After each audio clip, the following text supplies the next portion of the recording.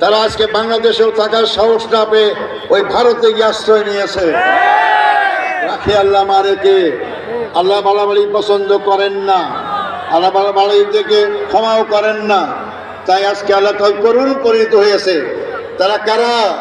তারা কথায় কথায় বলতো আমরা স্বাধীনতার পক্ষের শক্তি।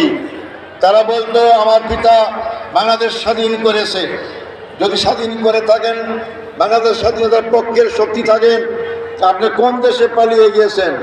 আমার বাংলাদেশের সেনাবাহিনী কি জন্য? আমার বাংলাদেশ সেনাবাহিনী দেশ রক্ষা করার জন্য। বিদেশিরা হামলা করে তা প্রতিহত করার জন্য। আমার দেশকে কে আক্রমণ করতে পারে? আমার দেশের পাশে যারা দেশ, তারাই আক্রমণ করতে পারে।